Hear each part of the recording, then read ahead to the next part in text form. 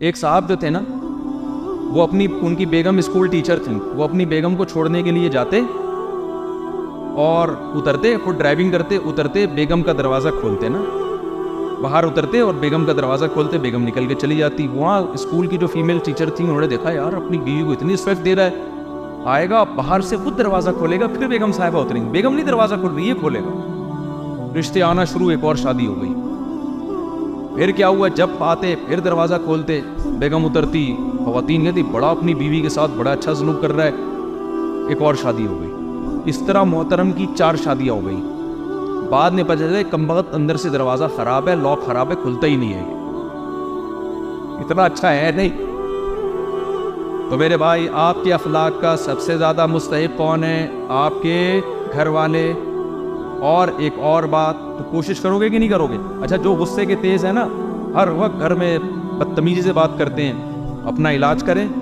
ہمارے حضرت کو کسی نے لکھ کے دیا کہ میں گھر میں بیوی پہ ناحق غصہ ہوتا ہوں, بات پہ. حضرت نے فرمایا جب بھی غصہ ہو سزا یہ ہے کہ اس سے معذرت کر لو, معافی مانگو.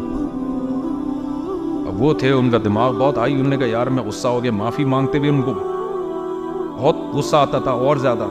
1-2 دفعہ معافی مانگی حضرت کے حکم پہ, اس کے بعد انہوں نے غصہ کرنا, انہوں نے کہا یار وہ جو بعد میں ذلت ہوتی ہے نا, اس سے بہتر ہے کہ غصہ نہ کرو یا جرمانہ رکھ لے اپنے اوپر. سمجھتے ہو ہمارے سوسائٹی میں خاص طور پر دیہی علاقوں میں بہنوں کو وراثت دینے کا رواج بولو ختم.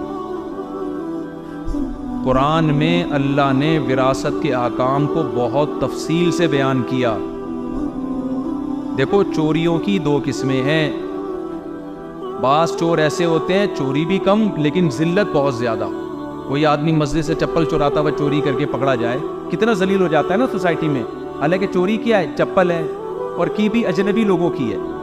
لیکن جو بہنوں کی وراثت کھاتا ہے نا, یہ ماڈرن چور ہے.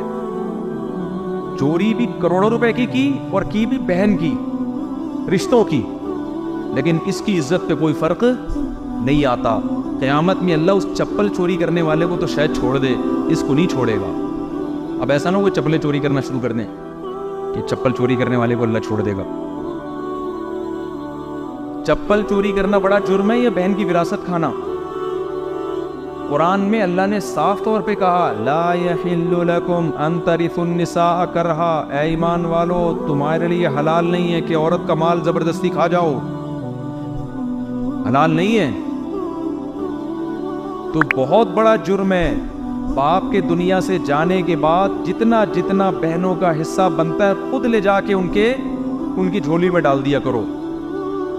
لیکن یہ چیز جب تک پیدا نہیں ہوتی, جب تک دنیا کو انسان مسافر خانہ نہیں سمجھتا. تو جن لوگوں نے بھی بہنوں کو, بعض لوگ کہتے ہیں انہیں معاف کرا لیا.